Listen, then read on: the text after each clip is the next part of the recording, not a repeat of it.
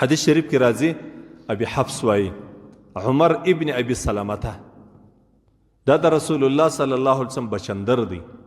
بچندر و دې ته وایي چې سړی یو داسې زنانه وکړي چې کونډه یې د بل میړه سره اولاد یې بیا ستا په نکاح کړی ده. د دې د اولادونو چې دي دا د سړي موږ په خپله پښتو کې د الکوان ته بچندر وایو، لور ته بچندره وایو، او په عربي کې دې ته ربیب ویل کېږي. دی وایي زه د رسول الله صلی الله علیه وسلم سره اوسېدم، مور یې د رسول الله صلی الله علیه وسلم کوروالا ده او دی د رسول الله صلی الله علیه وسلم سره اوسېږي. وكانت يدي تطيش في صفحة وكان يدي تطيش في صحفة وكان يدي تطيش في صحفة زما خپل لاس په کاسه کې ګرځوي، د خوراک په وخت کې په کاسه کې لاس داسې ګرځوي. فقال لي رسول الله صلى الله عليه وسلم مات رسول الله صلی الله علیه وسلم یا غلام سم الله تعالی لك.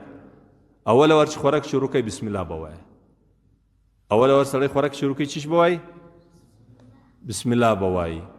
وکل بیمینک، بیا رسول الله صلی الله علیه وسلم راته ویل چې پر راسته لاس به خوراک کوي. په کوم لاس باندې؟ او چل به موږ په کوم لاس کوو؟ راسته. خوړل، چل، نیول، یو چاته شی ورکول، ځینې اخیستل، دا به ټول په کوم لاس باندې؟ په راسته لاس باندې. نو رسول الله صلی الله علیه وسلم راته وویل وایي پر راسته لا وکل بیمینک، پر راسته لاس خوراک کوه. وکل مما یلیک، وکل مما یلیک ای لکه چې صدر نږدې دی هغه خوره. فما زالت تلک طعمتي بعد. دی مبارک وایي چې بیا مې د رسول الله صلی الله علیه وسلم چې دا تربیت حاصل کړي، بیا مې د خپل ژوند دپاره دا یو دستور و قانون جوړ کړي چې بس زه به دا رقم خوراک کوم. اولاد ونازوي، اولادونه نازوي، لیکن دا رقم مه کوئ چې نه د خوراک چمز دی نه د څښلو چمز دی. لوی سړی دا ادب یې نه زده. موږ دا لیدلي دي. دا رقم د ګوتو څټل دا سنت عمل دی. دا رقم چې یو شی دې راواخیستی، یو څه دسه ولوېدی، په دسترخوان باندې ولوېدی، تر څو پورې چې هغه خراب سوی نه وي، هسې د جراثیمو په نیت باندې مه پرېږده چې په دسترخوان باندې شی لوېدلی ته وایي جراثیم پر ولوېد. سره اخله خوره، البته که خاورو کې ولوېدی یا په نورو کچرو کې ولوېدی یا په بل شي کې ولوېدی، په دې پوه سه چې دا اوس خراب سو، بیا یې مه خوره.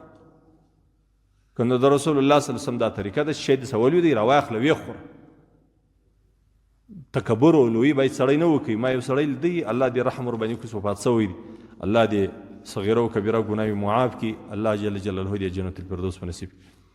نو دی خانو د چې به ورجې خوړلې او ګوله به یې داسې راواخیستله چې په خوله کې به ولوېدلې، هغه به ولوېدې، نورې به بیا په دسترخوان داسې دا ګوتې صفا کړې جنتوبه شي، دا بیا نه خوړلې، دا بیا معتبري بلله، دا بیا ډېر ښه کار بللی. دا تکبر دی. تکبر دا د الله د نعمت بې قدري ده چې دا وریجې دي د خولې څخه ولوېدلې، بیا هغه هم راټولې کوي، څو دانې هغه هم وخوره.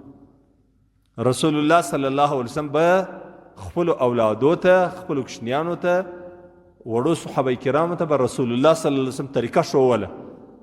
نو خپل اولادو ته حد اقل ناز پر خپل ځای باندې، مهرباني پر خپل ځای باندې، شفقت پر خپل ځای باندې، د الله دین ورزده کول خپلو بچیانو ته دا ضروري ده. زما ورونو، بیا لوی سړی وروره په چپه لاس باندې ګیلاس پورته کړي اوبه وڅښي، په چپه لاس باندې خوراک کوي، په چپه لاس باندې یو سړي ته شی ورکوي چې په چپه لاس یې ځینې اخلي.